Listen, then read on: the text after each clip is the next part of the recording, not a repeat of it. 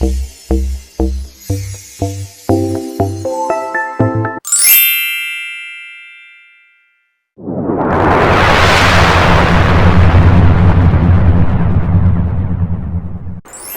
Students and welcome to another video. इसमें हम बात करेंगे HCF और LCM की। पिछले वीडियोस में हमने 2 नंबर के HCF और LCM निकाले थे। इसमें हम 2 से ज़्यादा 3 या 4 नंबर के HCF LCM निकालने की कोशिश करेंगे।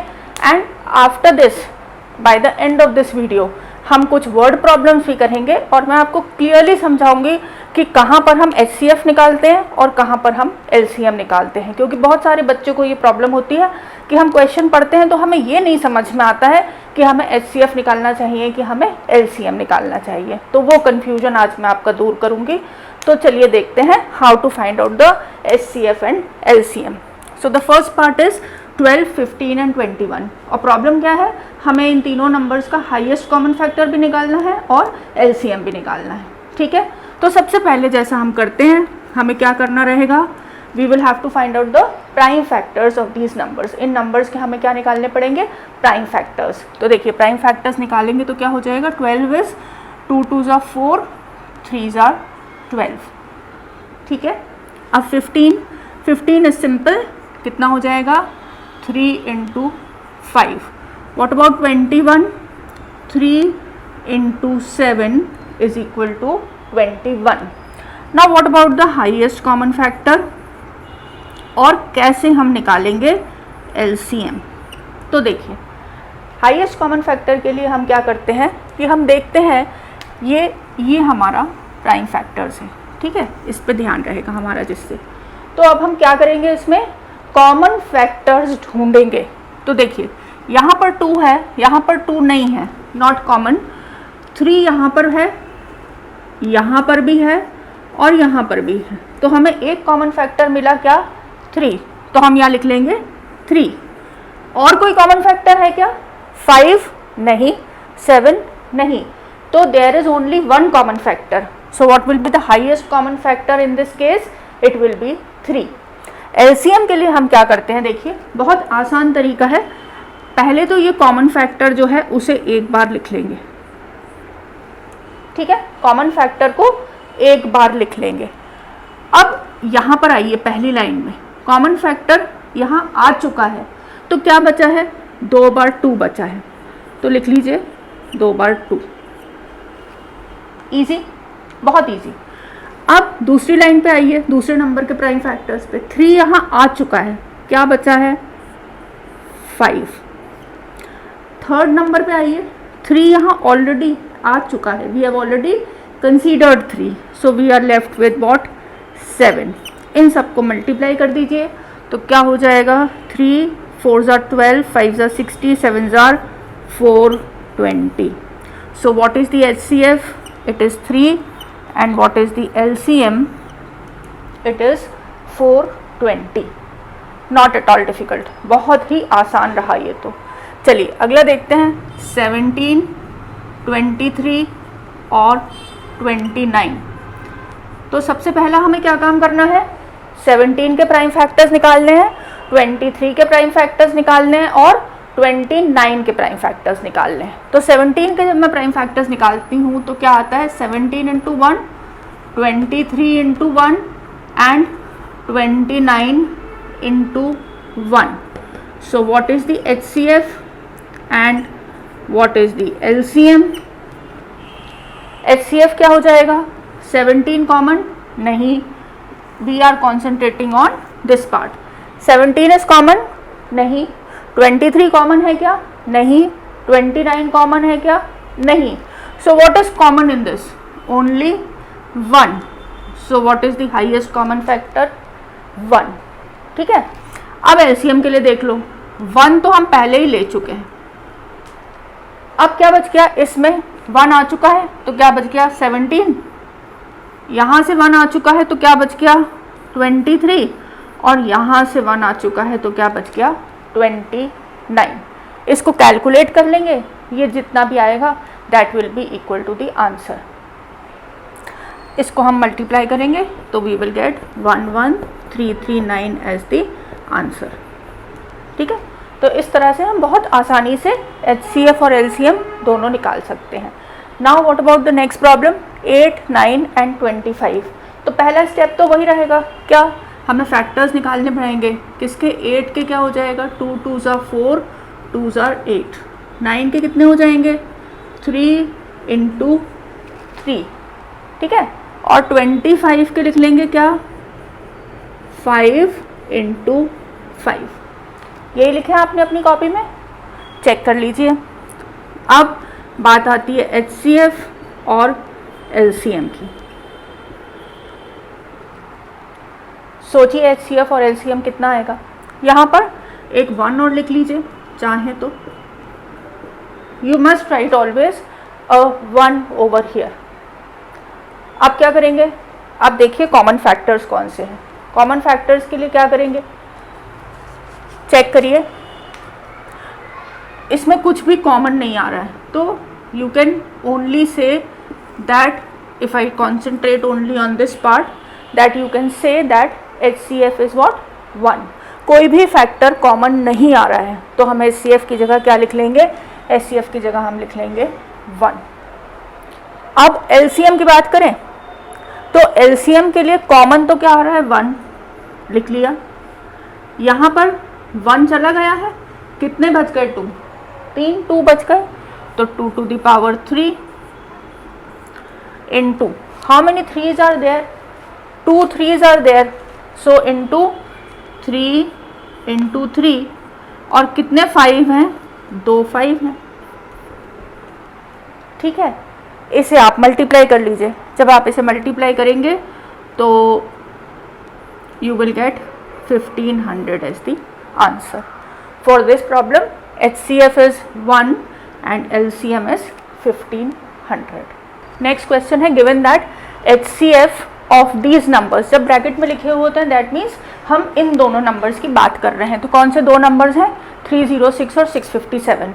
तो इन दोनों नंबर्स का हमें HCF दिया हुआ है कितना है 9 है, तो हमें क्या निकालना है LCM निकालना है इन दोनों नंबर्स का, ठीक है। इस तरह के questions are very important as far as exam point of view is concern. Multiple choice question में कई बार इस तरह के क्वेश्चंस आते हैं, बहुत ही सिंपल है पर आपको इनको थोड़ा सा ध्यान से याद रखना पड़ेगा। सो वी नो दैट पिछले वीडियो में अगर आप नहीं जानते हैं तो पिछले वीडियो में देखिए, मैंने बहुत डिटेल में इसके बारे में डिस्कस करा है। So we know that HCF into LCM is equal to product of two numbers. This is one very important formula which we will be using. पर ये फॉर्मूला सिर्फ 2 ही नंबर के लिए एप्लीकेबल है, 2 से ज़्यादा नंबर के लिए this formula is not applicable. HCF into LCM is equal to product of 2 numbers. तो अब हमें क्या दिया हुआ है, HCF दिया हुआ है, हाँ LCM निकालना है और दोनों नंबर दिए हुए हैं क्या, हाँ दिए हुए हैं। प्रोडक्ट मतलब 306 इंटू 657। इस फॉर्मूले में हमें क्या करना है, सिर्फ वैल्यूज़ हमने सब्स्टिट्यूट कर दी हैं। तो this becomes a very simple equation. तो LCM कितना हो जाएगा 306 इंटू 657 अपॉन, इसको हम पुल डाउन करेंगे तो 9 कहाँ आ जाएगा, यहाँ आ जाएगा, ठीक है।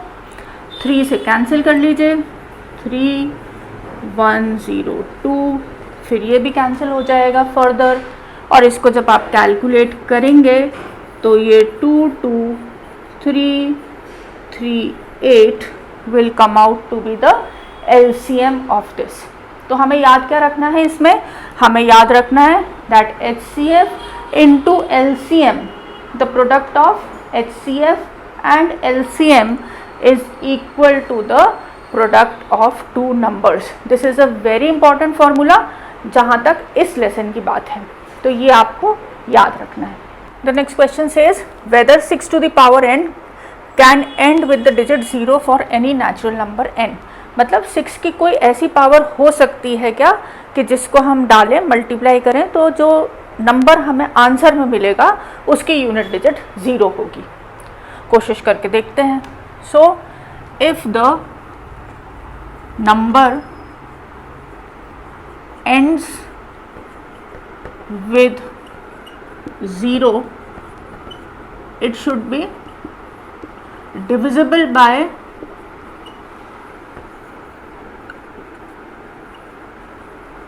10। मतलब कोई नंबर जैसे 100 है, 100 किससे डिविजिबल है? 10 से डिविजिबल है। जैसे मैं आपसे बात करूं 420 आया था इससे पहले अभी, तो 420 को अगर हम फैक्टर्स करेंगे तो 10 उसका एक फैक्टर आएगा, इट इज़ डिविजिबल। जैसे 1000 की बात करें तो 1000 इज ऑल्सो डिविजिबल बाय 10। इसी तरह से अगर कोई ऐसा नंबर आता है जिसमें यूनिट डिजिट 0 है, मतलब वो नंबर किससे डिविजिबल होगा? 10 से। That is it will have 2 and 5 as factors. Why? Because 10 is equal to 2 into 5. Now what about 6 to the power n? इसके यदि हम फैक्टर्स करेंगे तो कितने हो जाएंगे? 2 into 3 to the power n। तो इसमें 2 तो है पर 5 नहीं है। That means since 5 is not in the factors, therefore 6 to the power n will not have any number ending with 0। ठीक है। अगर 2 into 5 फैक्टर आ जाता तो हम बोल देते कि yes it will end for some power, it will end at unit digit 0। Next type of question, explain why 7 into 11 into 13 plus 13 are composite. Okay, so इसको करने से पहले हमें एक बार याद कर लेना चाहिए कि प्राइम नंबर क्या होते हैं और कॉम्पोजिट नंबर क्या होते हैं। प्राइम नंबर्स क्या होते हैं?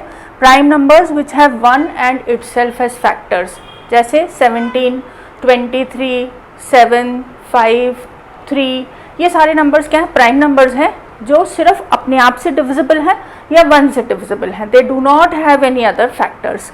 And what are composite numbers? Numbers which are not prime और they have other factors also are known as composite numbers. तो अब हम देखते हैं कि ये नंबर प्राइम है कि कॉम्पोजिट है। तो इसमें से this is the first part, this is the first part and this is the second part. तो इसमें से यदि हम देखें तो 13 कॉमन आ रहा है, तो निकाल लेते हैं 13 कॉमन। क्या बच के अंदर? 7 into 11, 13 तो बाहर आ गया और प्लस 1। ठीक है, इसको फर्दर सिंप्लीफाई कर लेते हैं तो ये हो गया 77 प्लस 1, मतलब ये हो गया 13 into 78। Okay, so it has factors, कम से कम इसका 1 फैक्टर है, 13 फैक्टर है, 78 फैक्टर है एंड द नंबर इटसेल्फ, है ना, ये इन दोनों का प्रोडक्ट है। तो कम से कम इसके कितने फैक्टर्स हुए?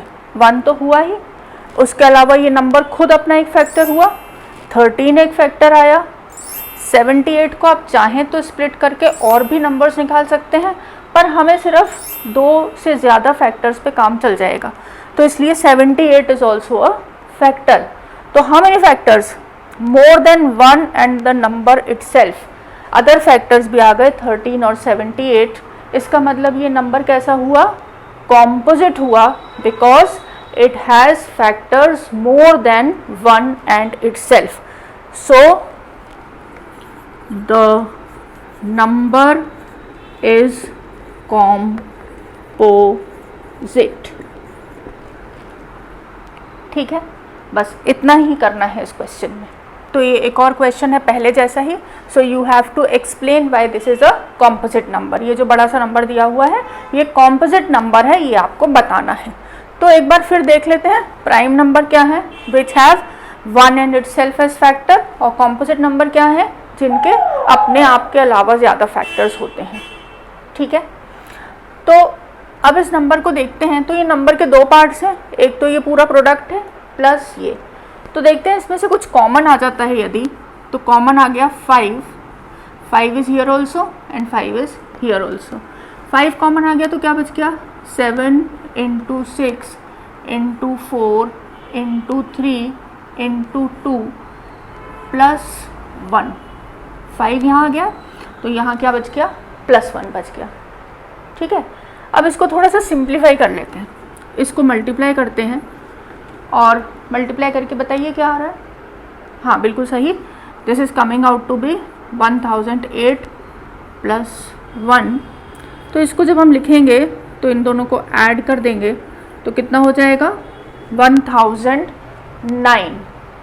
मतलब ये जो गिवन नंबर है इसके 1 फैक्टर है, ये नंबर खुद भी फैक्टर है, 2 फैक्टर और आ गए इसके, 5 and 1009। So we right that means the given number has factors, क्या क्या फैक्टर्स आए, 1, 5, 1009 एंड इटसेल्फ। तो क्या हुआ, एक से ज़्यादा फैक्टर्स आ गए नंबर, और 1 के अलावा भी फैक्टर्स आ गए। So it is a composite number. तो जब भी हमें कॉम्पोजिट नंबर प्रूफ करना होगा तो हम क्या करेंगे, उसके फैक्टर्स निकालेंगे, और वो अगर फैक्टराइज हो जाता है into other factors apart than itself, then we will say that the number is a composite number. और अगर नहीं होता है तो number will be a prime number. Okay, इस क्वेश्चन को देखते हैं। The question says Sonia takes 18 minutes and Ravi takes 12 minutes to go around the circular path. एक ऐसा सर्कुलर पाथ है, ठीक है, इस पे यहाँ से शुरू कर रहे हैं, they are starting at the same point, same time and same direction. तो मान लीजिए इस पॉइंट से शुरू कर रहे हैं, ए पॉइंट से, ठीक है।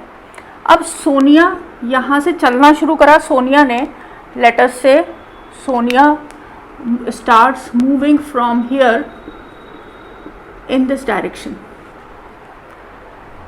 तो यहाँ से चलना शुरू करा, यहाँ पर घूमकर वापस कितनी देर में आ जाएगी, 18 मिनट में। और उसी टाइम पर रवि भी यहाँ से चलना शुरू करेगा, और रवि ये पूरा गोला कितनी देर में कर लेगा, 12 मिनट में, ठीक है। तो मतलब अगर हम 10 मिनट के आसपास की बात करें तो 10 मिनट में क्या होगा, late us say 10 minutes if I am talking about, तो Sonia will be somewhere in the middle of the circle and Ravi will also be somewhere. तो मतलब सोनिया यहाँ है तो रवि भी मान लीजिए यहाँ होगा। तो दोनों मिलेंगे नहीं, दोनों मिलेंगे कब, तो कम से कम इसका आंसर 18 मिनट से तो ज़्यादा ही आना चाहिए, क्योंकि 18 मिनट के बाद क्या होगा, सोनिया यहाँ शुरू हो जाएगी सेकंड राउंड लेना, तब तक रवि यहाँ तक पहुँच जाएगा, बिकॉज रवि जल्दी दौड़ रहा है। तीसरे राउंड में क्या होगा, Sonia maybe is here, Ravi might be here. तो कहने का मतलब है कि कम से कम इसका आंसर 18 से तो ज़्यादा ही आना चाहिए, when you think about it logically. तो जब आंसर गिवन नंबर से ज़्यादा आता है तो हमें एलसीएम निकालना होता है, और जब हमें ऐसा लगता है कि आंसर गिवन नंबर से कम आएगा तो हम क्या निकालते हैं, एचसीएफ निकालते हैं। क्योंकि आगे जाके प्रॉब्लम्स में ऐसा समझ में आता है कि ये तो ठीक है कि हमें प्रॉब्लम समझ में आ गई, पर उसमें हमें एचसीएफ निकालना है कि एलसीएम निकालना है, ये हमें समझ में नहीं आता है। तो हम थोड़ा सोच के देखेंगे, हमें ये समझ में आ रहा है कि कम से कम फर्स्ट राउंड में तो ये नहीं मिलेंगे, क्योंकि फर्स्ट राउंड में क्या होगा, 18 मिनट्स में जब तक सोनिया ने यहाँ कंप्लीट करा तब तक रवि क्या होगा, आगे निकल जाएगा। तो at least the answer will be at least greater than 18।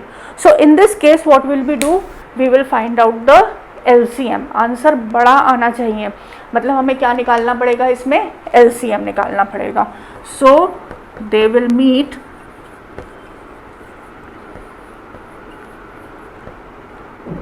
Eight find the LCM। तो 18 का LCM कितना हो गया, और 18 और 12 का LCM निकालना है हमें, ठीक है। We will fill in the blank over here. तो 18 क्या हो गया, 9 2s are 18, सो 2 × 3 × 3, और 12 क्या हो गया, 2 2 एंड 3। तो इनका LCM कितना हो गया, क्या बताया था मैंने आपको, पहले कॉमन फैक्टर्स, एक common factor right it once, दूसरा कॉमन फैक्टर इसको भी लिख लीजिए। अब क्या बच गया, एक 3 बच गया और एक 2 बच गया। तो क्या हो जाएगा answer, 2 3s are 6, 6 6s are 36। So they will meet after 36 minutes. आई बात समझ में। तो हमें क्वेश्चन को समझना होता है।